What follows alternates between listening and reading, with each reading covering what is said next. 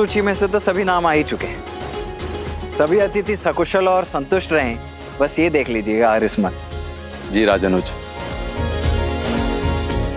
चलिए अब नगर की ओर भी देख लेते हैं, वहां क्या तैयारी चल रही। आइए। और पुष्प का प्रबंध करो। जी लाता हूं। नव वधू की भांति सजनी चाहिए संपूर्ण अयोध्या। रुको, मैं कह रहा हूं रुक जाओ। ये क्या कर रहे हो तुम सब? हैं? मति भ्रष्ट हो गई है तुम्हारी। जानते नहीं महोत्सव की तैयारी चल रही है, क्यों रोक रहे हो इतने पावन कार्य को? मलिन चरित्र के स्वागत के लिए उत्सव नहीं हुआ करते। और क्या प्रमाण है? क्या प्रमाण है कि सीता पवित्र है? अरे 12 वर्षों के बाद लौटी है वो। पता नहीं ऐसा क्या देख लिया श्री राम ने और क्या सिद्ध कर लिया सीता ने। हे ईश्वर, देवी सीता के बारे में कैसी अशोभनीय बातें कर रहा है ये दुष्ट। देवी सीता पर इतना बड़ा लांछन! क्या मूर्खता पूर्वक बातें कर रहे हो तुम?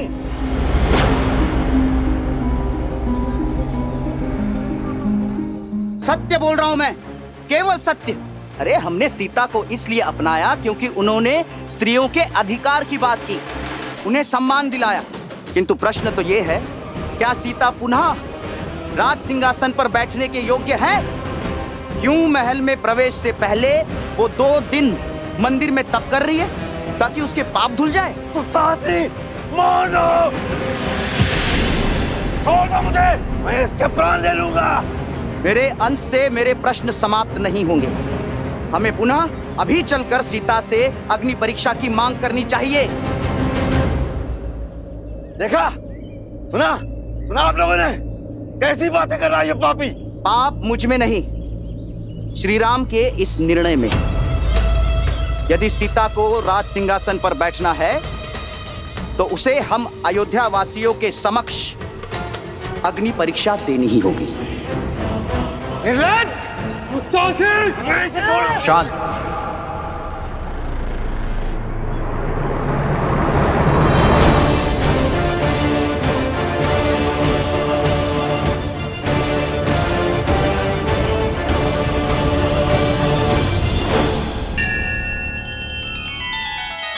श्री रामचंद्र कृपालु भजु मन हरण भव भय दारुणम नव कंज लोचन कंज मुख कर कंज पद कंजारुणम। सिया राम, सिया राम, सिया राम, सिया राम, सिया राम, सिया राम।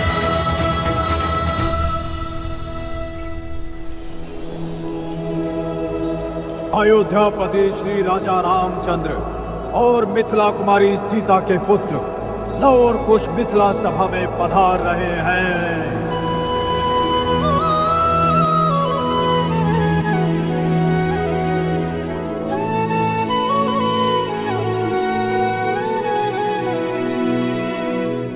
जिनमें देखी राम सिया पर छाई वो लव कुश सच में है सुत रघुराई। जनक सुनैना नैना बरसे धारा सच कह ज्ञानी सुध असल से प्यारा।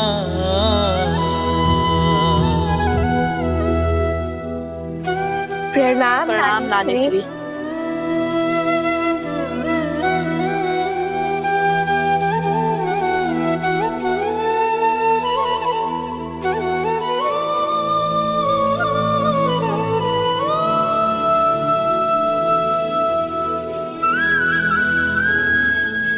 लव, कुश, मेरे नाती, जब तुम्हें पहली बार देखा था तभी मैंने सीता की छवि पाई थी। महादेव से प्रार्थना की कि मुझे ऐसे ही नाती हो, और देखो महादेव ने मेरी सुन ली। जिस घड़ी की प्रतीक्षा वर्षों से थी, आज वो घड़ी आ ही गई। मेरी सीता का संसार पुनः सुखमय हो गया। मिथिला के लिए ये समय कितना शुभ है।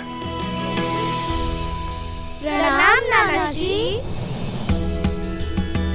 आयुष्मान भव, चिरंजीव भव।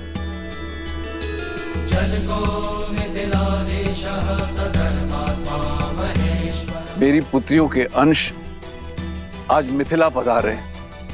मिथिला के आंगन में वसंत ले आए हो तुम सब। वसंत तो अयोध्या में भी आया है महाराज जनक, और इसी वसंत के उत्सव के लिए हम अयोध्या और श्री राम की ओर से संपूर्ण मिथिला को निमंत्रण देने आए हैं कि आप सब पधारे और सियाराम मिलन के साक्षी बने। अवश्य अवश्य आएंगे।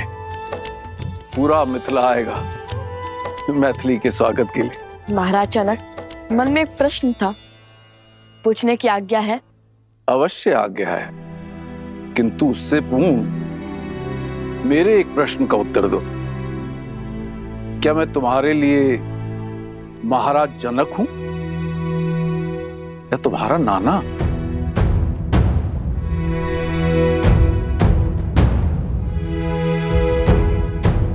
देखिए, अब ये प्रश्न उत्तर की झड़ियां बाद में लगाना। ये बालक इतनी दूर से यात्रा करके आए हैं, सबसे पहले इनकी नानी इनका सत्कार करेगी। चलो बालकों, तुम्हारी नानी ने तुम सबके लिए भिन्न भिन्न प्रकार के व्यंजन बनाए हैं। आओ, चलो आओ।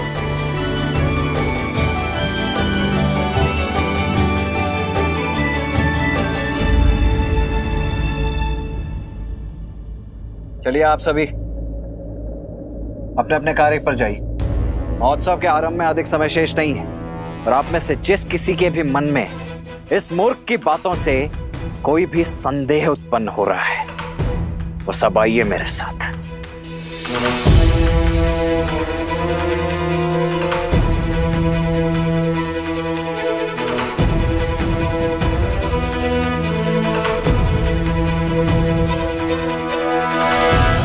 जिस राम और सीता की तुम बात कर रही हो ना, उन्हें ये पवित्र और सुगंधित पुष्प नहीं, कांटों का हार मिलना चाहिए, और मैं बनाऊंगा ये कांटों का हार उन दोनों के लिए। ये सब आप क्या कह रहे हैं? क्या करने वाले हैं आप?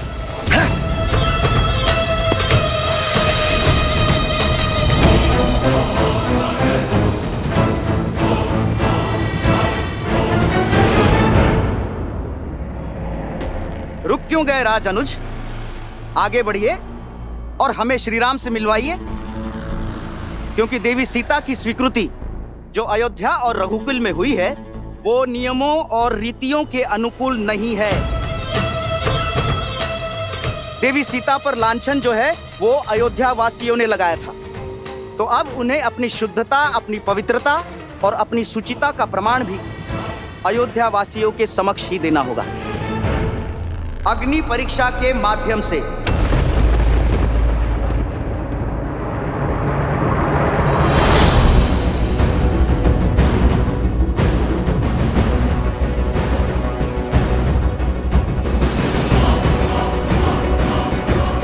मौन हो जाओ मूर्ख, अपने प्राणों का मोह नहीं है तुम्हें?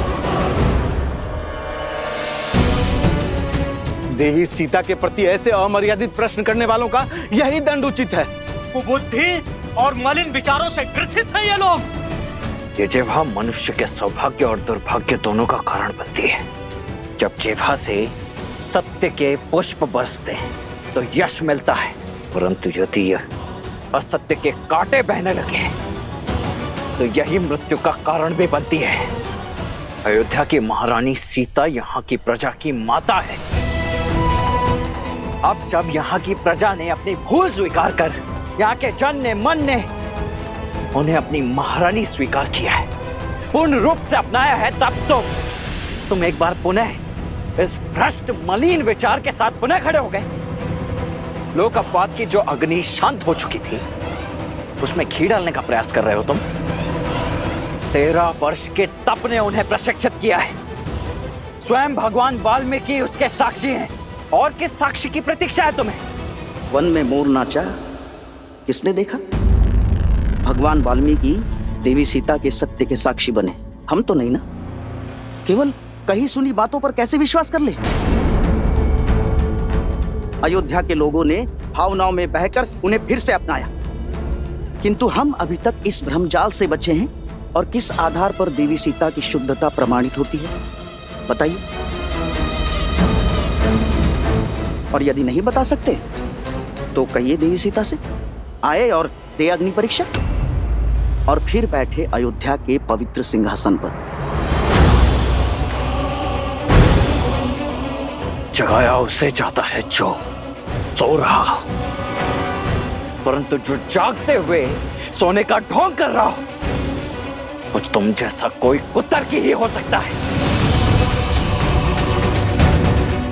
नहीं है विश्वास तुम मत करो, किंतु मेरी भाभी मां अब कोई और परीक्षा नहीं देंगी और ना ही मैं दूंगा कोई भी स्पष्टीकरण, परंतु मैं ले अवश्य सकता हूं तुम्हारे प्राण।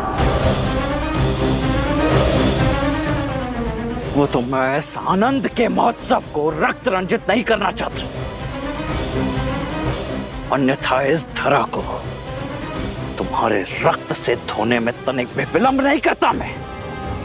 अब इस जीवन दान को अपने जीवन की अंतिम अनमोल भेंट समझकर यहां से चले जाओ, निकल जाओ यहां से। हटाओ ना यहां से। जब प्रश्न कुतर्क समझकर टाल दिए जाए, अर्थात आपके पास कोई तर्क नहीं, ये सत्य नहीं है, ये छल है रघुकुल का।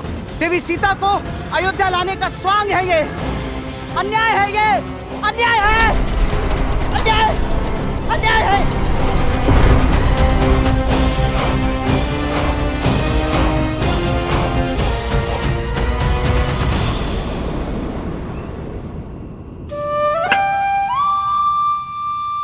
ये लो, एक और खा लो। नहीं नहीं, बस और नहीं नानी श्री, पेट भर गया। ठीक है, मत खाओ। मालपुआ जो तुम अभी खा रहे हो वही तुम्हें माता के हाथों से भोज में भी खाना है। और क्या ज्ञात तो है कि नानी श्री के हाथ में अधिक स्वाद है या उनकी पुत्री हमारी बड़ी माता श्री के हाथ में?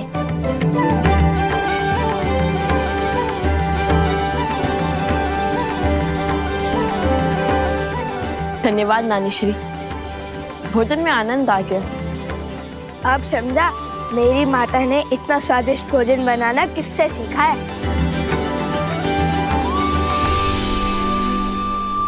धन्यवाद केवल नानी श्री को, नाना श्री को कुछ नहीं। धन्यवाद महाराज जनक। धन्यवाद महाराज जनक।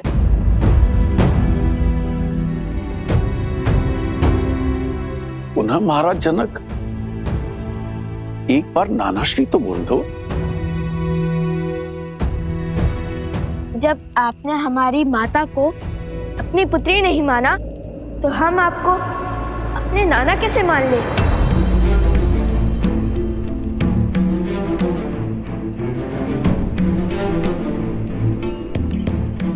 कारावर्ष आपकी पुत्री वन वन भटकती रही, एक राजकुमारी होकर भी एक वनवासिनी का जीवन जीती रही। आपने उनकी सुध तक ना ली, उनसे मिले नहीं कि वो कैसी है, किस अवस्था में है, कहाँ है, कुछ भी जानने का प्रयास तक नहीं किया आपने। छोटी माता श्री से ज्ञात हुआ कि नानी श्री अस्वस्थ थी। यदि वो चाहती तो यूं माता को खोज निकालती, किंतु आप मिथिला नरेश होकर भी चूक गए। क्षमा कीजिए महाराज, हमारी मंशा आपका अपमान करना नहीं था, बल्कि हमारी मंशा तो हमारे मन में उत्पन्न हुए प्रश्न का उत्तर पाना था। वो संदेह जो हमारे मन में अभी अभी उत्पन्न हुआ, और न जाने प्रश्न हमारी माता के मन में कब से कचोट रहा हो कौन है, कि जिन माता पिता ने उन्हें इतना स्नेह दिया वो उन्हें अकस्मात ऐसे भूल क्यों गए। और क्यों अयोध्या की भांति मिथिला ने भी उनसे मुख मोड़ लिया।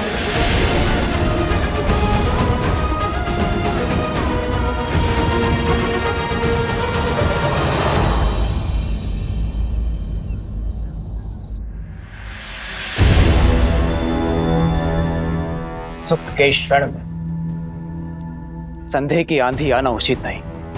उस व्यक्ति का भाभी मां के चरित्र पर पुनः प्रश्न उठाना ये विचित्र भी है और विचारणीय भी। राज अनुज लक्ष्मण ने उचित किया उस पापी के साथ। मेरी मां ने तो लोक अपवाद के इस नवीन ज्वाला को भड़कने से पूर्व ही मृत्यु शैया पे सुला दीजिए, अंत कर दीजिए उस दुष्ट का।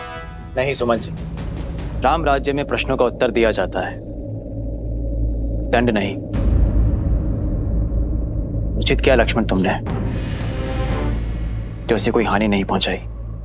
अब इस बात को यहीं दबा दो और जाने दो, हर व्यक्ति की अपनी एक सोच होती है, अपनी एक विचारधारा होती है।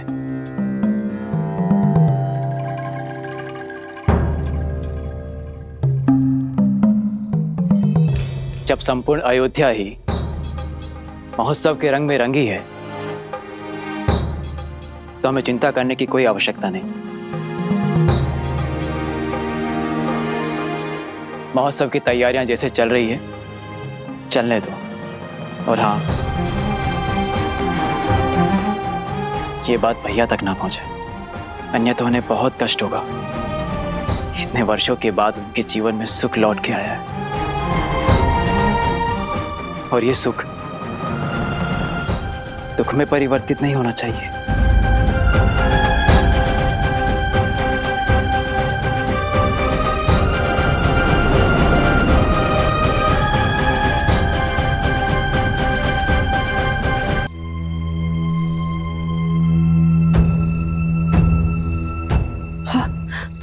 अब जब सब कुछ मंगल हो रहा था, न जाने ये कौन है जो मेरी सीता पे लांछन लगाने और उसे अग्नि परीक्षा की ललकार लेकर आ गया। मुझे ही कुछ करना होगा, मुझे ही कुछ करना होगा।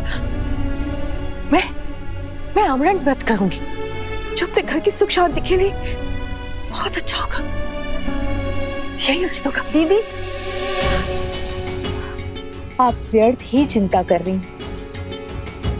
इस बार केवल अयोध्या नरेश राम ने ही नहीं, अपितु संपूर्ण अयोध्या ने सीता को मन से स्वीकारा है। सब कुछ सुलझा हुआ है, फिर आप अपने मन को क्यों उलझा रही हैं दीदी? देखिए ना,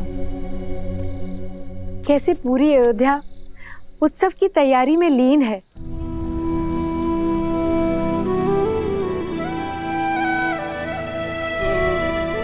सबके मुख पे कितना हर्ष है, उल्लास है। सब कुछ शुभ है दीदी। आप व्यर्थ की चिंता त्याग दीजिए। अब जहां सहस्त्रों भले व्यक्ति होंगे, वहां एक दो बुरे भी तो होंगे ना दीदी। चलिए, अब अपने आंसू पोंछ लीजिए। यदि राम ने आपका ऐसा चिंतित मुख देख लिया ना, तो व्यर्थ में दुखी हो जाएगा हमारा पुत्र। मेरा राम,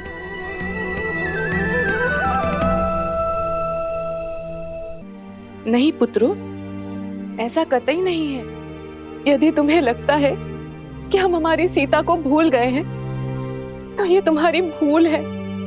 और सुनैना, भूल तो मुझसे हुई है। इतने वर्षों तक अपनी पुत्री की सुध न लेने की भूल, उसकी कुशलता का ध्यान न रखने की भूल।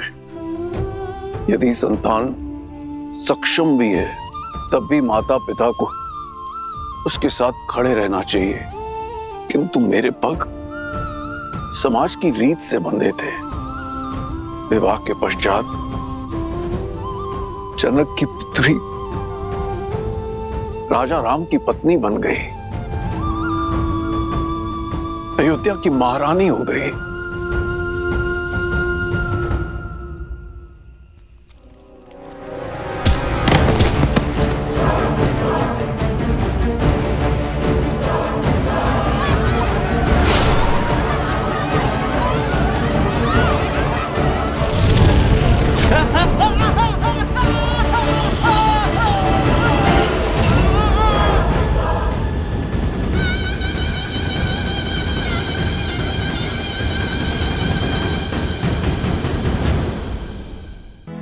मेरा मन उस निर्णय को मानने के लिए सच नहीं था, और तभी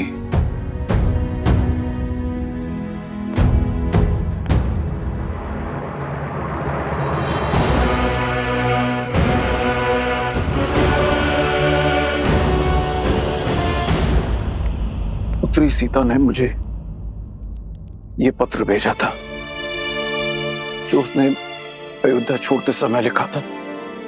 इसमें उसने मुझे उसे ढूंढने से मना किया था। यह भी लिखा है कि यह निर्णय उसका अपना है, और मैं अपने राजा श्री राम राज्य की कल्पना के विरुद्ध ना जाऊं। मुझे स्वयं पर जितनी गिलानी है उससे कहीं अधिक अपनी पुत्री सीता पर गर्व है।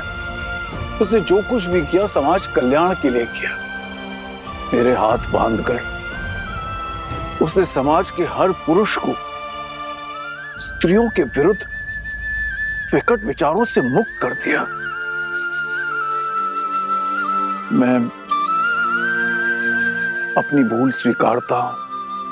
एक पिता होकर भी मैं अपनी पुत्री को ढूंढ ना सका, उसके कष्ट ना हर सका, और इस कारण मैं तुम दोनों का अपराधी भी हूं। मुझे क्षमा कर दो,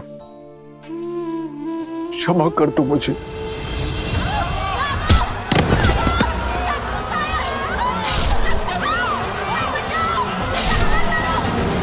क्षमा कर दो मुझे। नहीं महाराज, आप हमसे क्षमा मत मांगिए, आप हमसे बड़े हैं। बड़ा होकर भी बड़प्पन तो नहीं दिखा पाया ना। यदि मैंने अपनी पुत्री को ढूंढने का प्रयत्न किया होता तो मुझे ये तो ज्ञात होता कि मेरे दो नाती और भी हैं।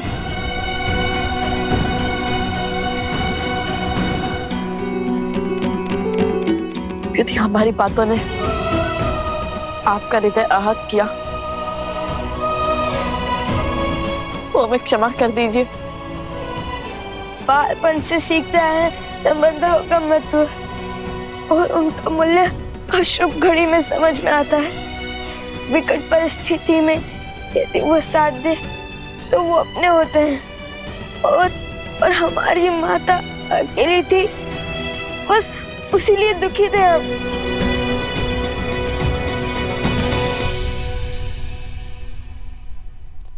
आंसू पोछिए नानाश्री।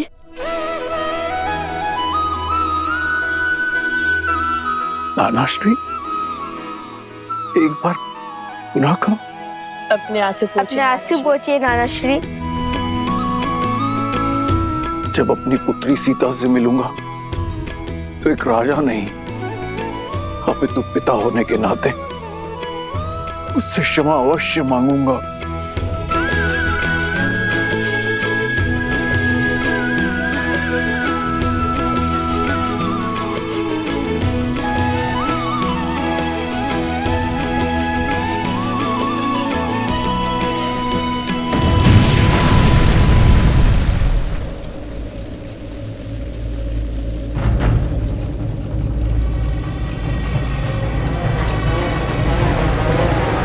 कहाँ है राम और सीता के पुत्र? अयोध्या के लवकुश कहाँ है?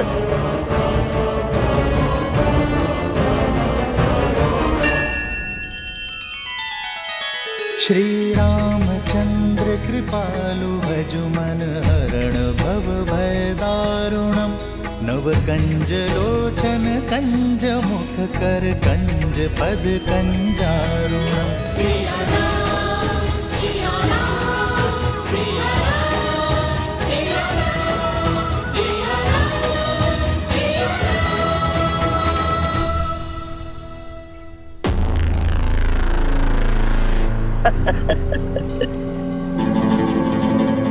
कहने को श्री राम की परछाई, श्री राम,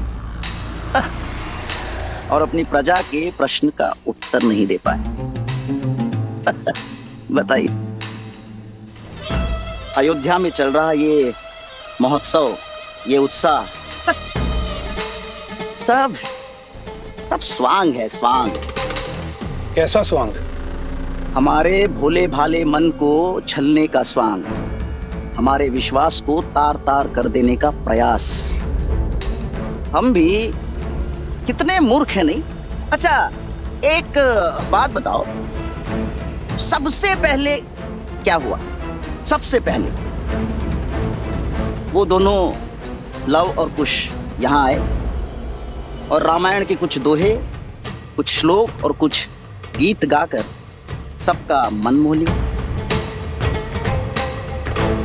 और फिर स्वयं को राम भक्त कहने वाले लवकुश ने अश्वमेध के अश्व को रोका, अपने बाणों से सबको मूर्छित किया, और तो और श्री राम से भी युद्ध किया। और सोचो, जिनसे रावण ना जीत पाया वो श्री राम लवकुश के सामने कुछ न कर सके। और फिर श्री राम ने अपने ही शत्रुओं को यहाँ यज्ञ में आमंत्रित किया। आपको महारानी सीता के दर्शन करने हैं ना, आइए यज्ञ स्थल पर। बात तो उचित है। और फिर जब अयोध्यावासी लवकुश के विरुद्ध हो गए, तब स्वयं हनुमान जी उन्हें बचा कर ले गए। और तभी हनुमान जी, श्री राम और लवकुश ने मिलकर एक षड्यंत्र रचा। उसी षड्यंत्र के अधीन यहां लवकुश ने सबसे पहले सभी स्त्रियों के भीतर प्रतिशोध की चिंगारी भड़काई। वहां श्री राम ने सभापतियों और मंत्रियों की पत्नियों को सभा में बुला लिया। और इतना ही नहीं, लवकुश की उद्दंडता का समर्थन भी किया। और फिर लवकुश ने प्रजा के भावों के साथ खेलकर रामायण के स्थान पर सीतायन का गान आरंभ कर दिया। और हमें बहलाकर ये सत्य प्रकट किया कि वो दोनों और कोई नहीं, देवी सीता के पुत्र हैं। हम बह गए भावनाओं में, हैं? बह गए, करने लगे सीता को अयोध्या में लाने की विनती, और बिना सोचे समझे अपनी पावन धरा को अपावन करने का प्रयास। उन्होंने ये स्वांग रचा ही इसलिए है कि देवी सीता अयोध्या लौट सके। ये बात हमें मिलकर और भी पुरुषों को समझानी होगी। एक साथ मिलकर श्री राम से प्रश्न करना होगा। किंतु कैसे? हमें तो कोई श्री राम के समीप भी जाने नहीं दे रहा। ये तुम मुझ पर छोड़ दो। उचित समय पे और उचित स्थान पर अयोध्या पुनः सिया राम से अवश्य प्रश्न करेगी।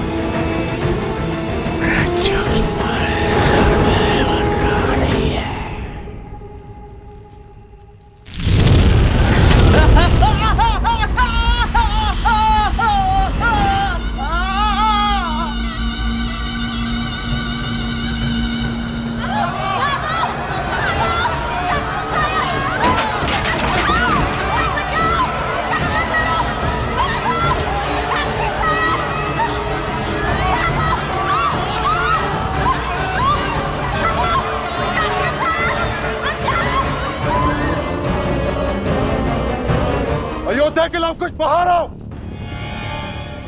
आज उनका काल आया है। जिस प्रतिशोध की अग्नि मुझे जला रही है, उस अग्नि को शांत करने के लिए उन्हें स्वाह होना पड़ेगा। लवकुश, तुम दोनों भीतर जाके छुप जाओ। इस दुष्ट का संहार हम करेंगे। सेनापति!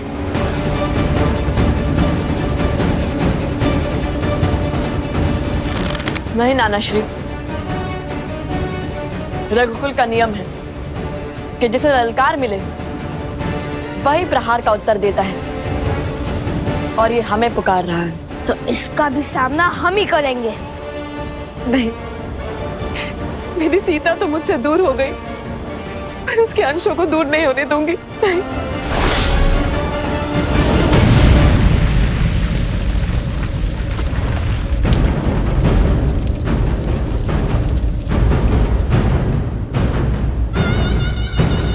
तुम सब मेरे साथ कक्ष में चलो, चलो। नहीं नानी माँ,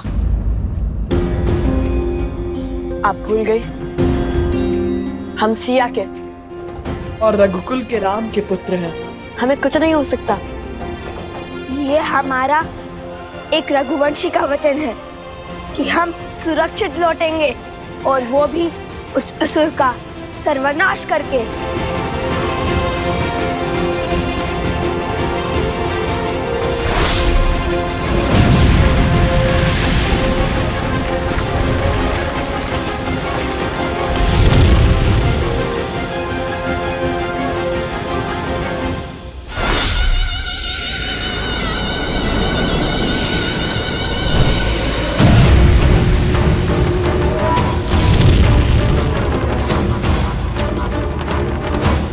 कहाँ चुप कर बैठे हो लोग? कुछ बाहर आओ।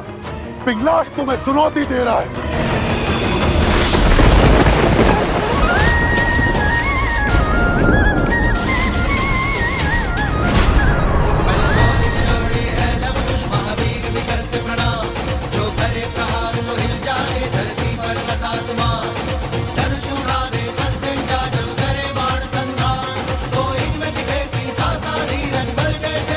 लवकुश तुम्हारे समक्ष है। हम पर प्रहार करो। इन निर्दोषों पर क्यों वार कर रहे हो? अपने संहार के लिए सज हो जाओ। आकार से बड़े शब्द हैं तुम्हारे। आज वर्षों से जल रही मेरी प्रतिशोध की अग्नि शांत होगी। शीघ्र ही ज्ञात होगा तुम्हें। आक्रमण! तुम दोनों के अंत के बाद तुम्हारे रक्तपान से होगी मेरी अग्नि शांत।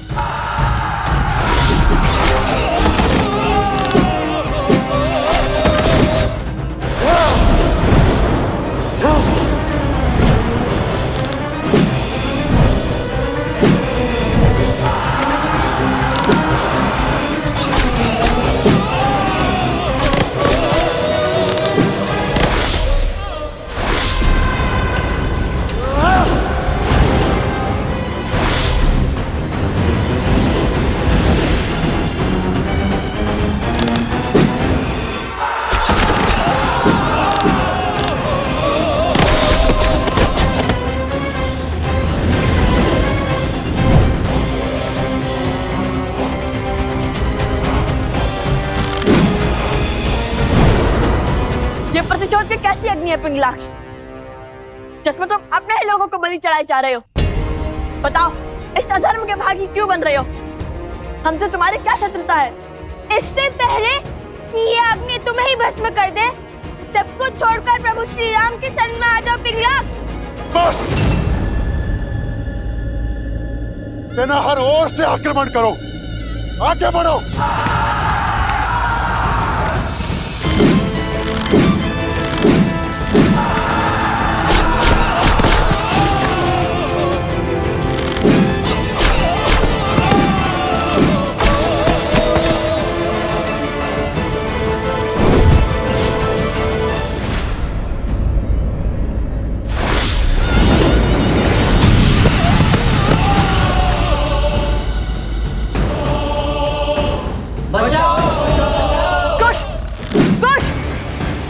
जाकर उन्हें बचाओ।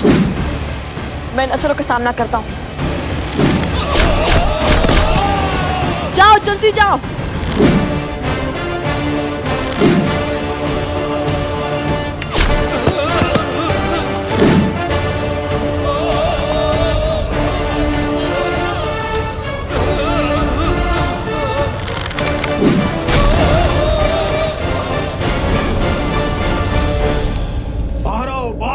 सब लोग बाहर आइए, इस ओर चलिए। शीघ्र कीजिए सैनिकों, शीघ्र कीजिए। जब दो हिरण को एक साथ अखेट करना कठिन होता है, तो उन्हें एक दूसरे से दूर कर अकेला करना ही उचित होता है। शीघ्र फिक्र कीजिए, सब सुरक्षित तो है ना? जाइए जाइए।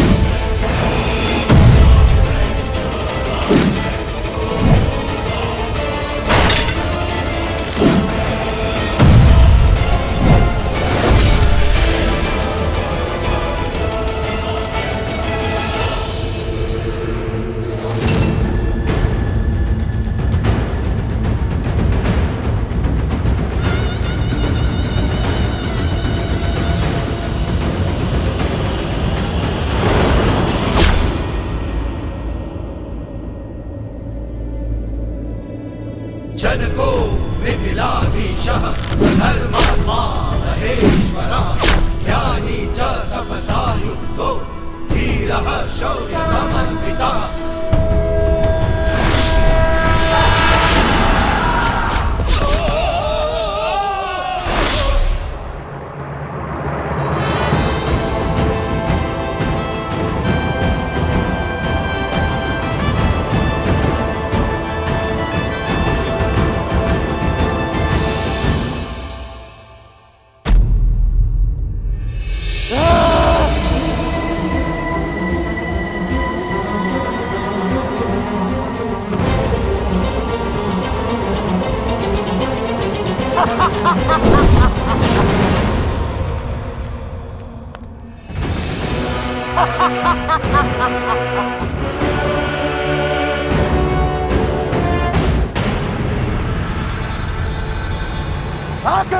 सावधान रहो।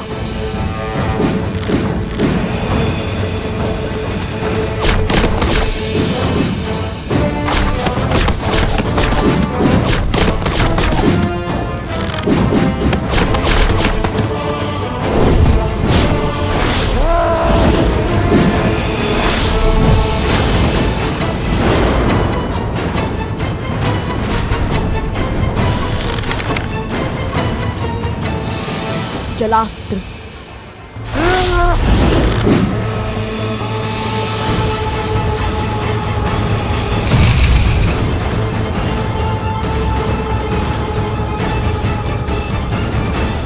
जलास्त्र। जलास्त्र।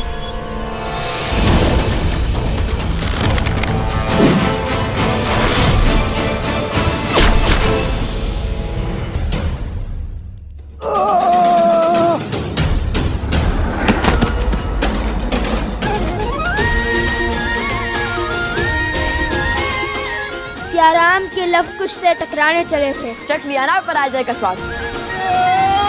चलो भागो यहाँ से।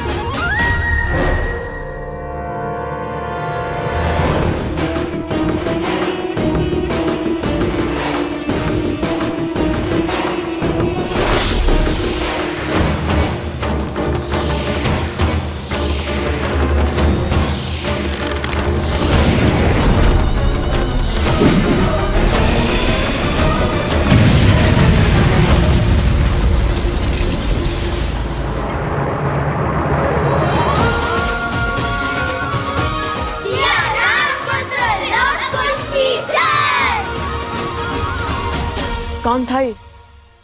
और भला हमें क्यों मारना चाहता? और वो भी तब जब माता पुनः अयोध्या लौट रही है।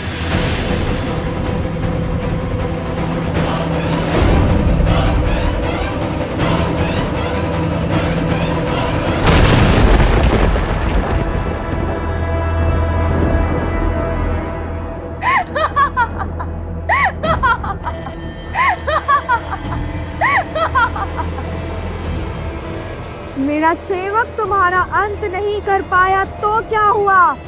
मैं शूर्पणखा करूंगी तुम्हारा अंत।